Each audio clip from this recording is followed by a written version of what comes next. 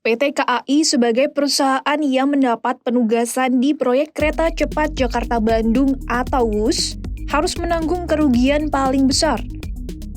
Sebab proyek ini terus menjadi beban keuangan meskipun jalur tersebut sudah resmi beroperasi. Dalam laporan keuangan PT KAI per 30 Juni 2025 yang dipublikasikan di situs resminya, PT PSBI sebagai entitas anak usaha KAI mencatatkan kerugian hingga 4,195 triliun rupiah pada 2024. Kerugian terus berlanjut pada 2025.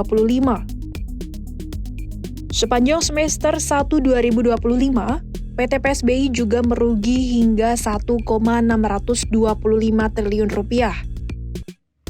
PT PSBI merupakan pemegang saham mayoritas di PT KCIC.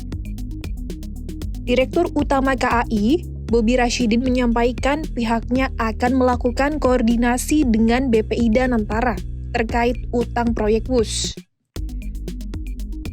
Pernyataan itu disampaikannya sebagai respons atas desakan anggota Komisi 6 DPR RI yang meminta penjelasan soal beban utang yang ditanggung PT KCIC. Rabu 20 Agustus 2025. Kami mohon nanti satu waktu lagi apakah kita dalam bentuk FGD gitu ya untuk memahami lebih dalam, dan kami yakin dalam 1 minggu ke depan kami bisa memahami semua kendala-kendala, permasalahan-permasalahan yang ada di dalam KAI ini. Terutama kami dalami juga ya, masalah KCIC yang seperti yang disampaikan tadi, memang ini bom waktu buat. Diketahui, sebagian besar pembiayaan proyek ini bersumber dari pinjaman China Development Bank. Sementara sisanya ditopang APBN, serta penyertaan modal gabungan antara BUMN Indonesia dan perusahaan asal China yang terlibat dalam pembangunan. Kerugian yang diderita KCIC, termasuk pembayaran utang, harus ditanggung PT PSBI sebagai pemegang saham. Imbasnya, keuangan 4 BUMN Indonesia yang jadi pemegang saham PT PSBI ikut menanggung beban kerugian triliunan tersebut. PT PSBI adalah perusahaan patungan 4 BUMN Indonesia yang terlibat dalam proyek kereta cepat WUS.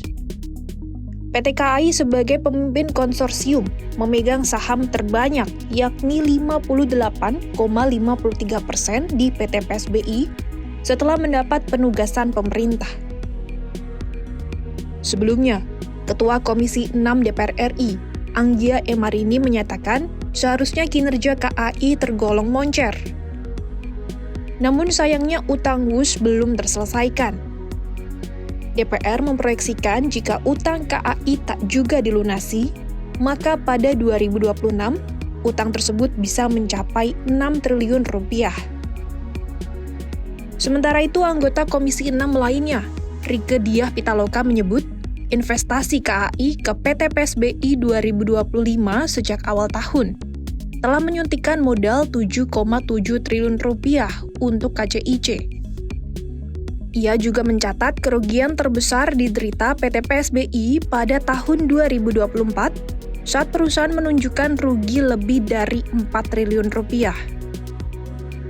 Kerugian tersebut kemudian didistribusikan ke 4 BUMN yang menjadi pemegang saham PT PSBI.